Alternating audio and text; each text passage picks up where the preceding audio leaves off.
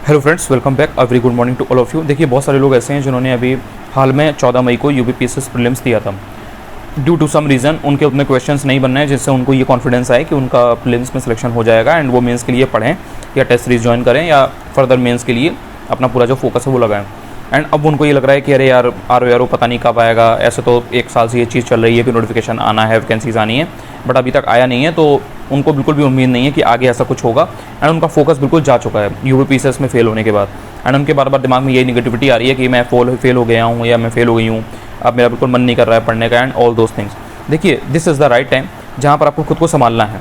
अगर आपको एक्चुअल में सिलेक्शन चाहिए है, आपको ये है कि नहीं मुझे आगे जाना है, मुझे टॉप पे जाना है, मुझे जिस कंडीशन में जिस सिचुएशन में आप हैं मुझे वहाँ से निकलना है, तो आपको अपना फोकस, अपना जो कंसंट्रेशन है वो लूज़ नहीं होने देना है। या अगर लूज़ हो भी गया है तो आपको दोबारा से उसे मेंटेन करना पड़ेगा। देखिए, ये एक साइकिल है। अगर आप इस चीज़ में आ गए हैं, आपने मेहनत की थी, आपने 1 साल 2 साल 3 साल जितने साल भी मेहनत की हो, 6 महीना, एंड उसके बाद आपका नहीं भी हुआ है, तो आपको देखना पड़ेगा कि कहाँ गलती रह गई। और अगर आपको फर्दर अटैम्प्ट करना है, मतलब अगर आप एकदम छोड़ रहे हो, आपके पास कोई बैकअप ऑप्शन है कि हम ये कर लेंगे या ये कर सकते हैं, तो आप श्योरली वो कर लो। लेकिन अगर आपको लगता है कि नहीं मुझे यही करना है, यही करना था एंड इसी में मेरा मन लगता है, यही मैं आगे कर सकता हूँ या कर सकती हूँ, तो फिर बिना टाइम गवाए अपना जो पूरा फोकस है, अपना जो पूरा ध्यान है वो आगे आने वाले एग्जाम पे लगाइए कि हाँ भाई उसमें मैं कैसे बेटर कर सकता हूँ या कैसे बेटर कर सकती हूँ।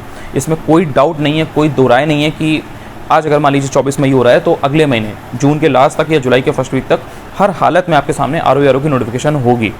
और नहीं भी होगी तो इससे थोड़ा देर चली जाएगी, लेकिन आएगा, वैकेंसी उसमें मतलब आएगी, नोटिफिकेशन आएगी। एग्ज़ाम भी आपको पता है कि 3.5 महीने 4 महीने में हर हालत में एग्ज़ाम हो जाएगा। अभी से अगर अभी से आप मान के चलें तो आपका हर हालत में होगा, सितंबर अक्टूबर तक एग्ज़ाम हो जाएगा। मान लीजिए इसके थोड़ा बाद भी जाएगा तो क्या है, आपको टाइम ही मिल जाएगा।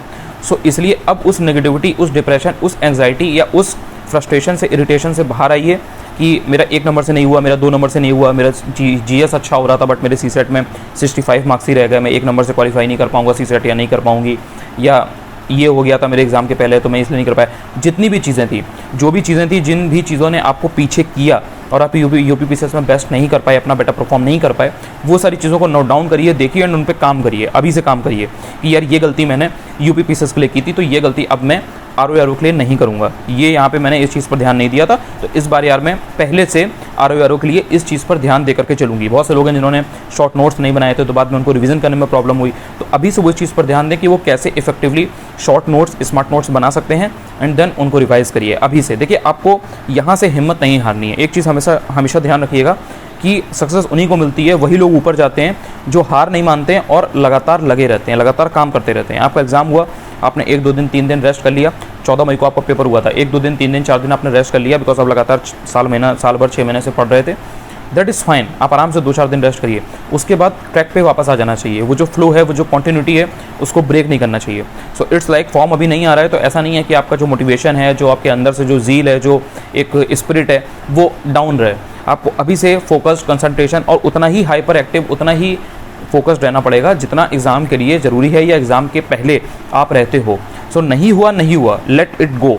लेकिन ये देखो कि आप यहाँ से अब कैसे इंप्रूव कर सकते हो। अगर आगे जाना है तो रोने से कुछ नहीं होगा। रोने से क्या होगा, इट्स जस्ट कि जो आपके फ्रेंड्स हैं, जो आपकी फैमिली हैं, वो आपको कंसोल करेंगे, सांत्वना देंगे, आपको अच्छा फील कराएंगे, देखेंगे कि नहीं यार सामने वाला बंदा स्ट्रेस में है, तो जितना अपनी तरफ से बेटर हो सकता है करेंगे। वो आपके मदर हैं, आपके फादर हैं, आपके पेरेंट्स हैं, आपके गार्जियन हैं, आपके भाई बहन हैं, आपके अच्छे दोस्त हैं, तो वो आपको सपोर्ट करेंगे no matter what happens.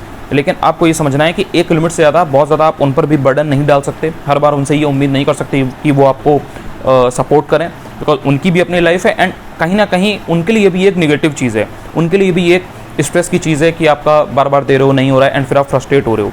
So it's just कि जो भी चीज़ें हैं वो आप ओपन करो, उनके सामने बोलो, रखो, बात करो, सोशलाइज पूरा करो। लेकिन ऐसा नहीं है कि एकदम से डिप्रेशन में, एंग्जाइटी में है कि अरे यार मेरा उसमें नहीं हुआ।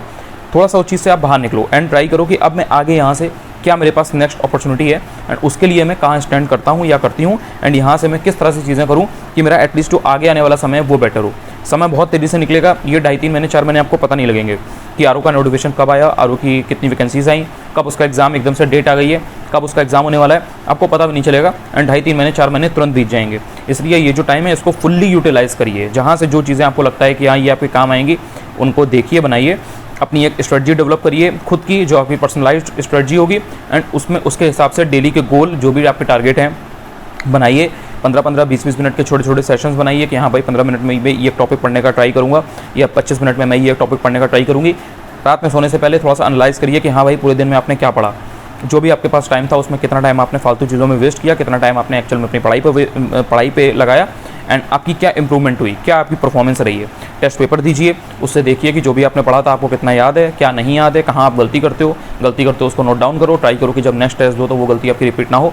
ये सारी चीज़ें, ये प्रोसेस है एंड आपको उस प्रोसेस से गुजरना पड़ेगा। बिना उस प्रोसेस को फॉलो किए आप सोचो कि बस आप कोई वीडियो देख लोगे या किसी की बहुत मोटिवेशन भरी बात सुन लोगे, या मैं आपको जैसे अगर अभी चीख के रोज़ एक वीडियो बनाऊँ और मैं आपको बहुत ज़्यादा मोटिवेट कर दूँ, 10 दिन तक आपको वो बहुत काम देगा, बहुत आपको हेल्प करेगा। 11वें दिन से आप उससे बोर हो जाओगे एंड आप फिर उसी स्टेट में चले जाओगे कि बस आप पूरे दिन खा रहे हो, पी रहे हो, सो रहे हो, घूम रहे हो, जो आपको करना है वो आप कर रहे हो, टीवी सीरीज़ देख रहे हो, लेकिन आप एक्चुअल में जो काम आपका है, जो गोल आपका है, जो टारगेट आपका है, उसको आप फुलफिल नहीं कर पा रहे हो, और फिर उससे आपको और एंग्जाइटी होगी और स्ट्रेस होगा।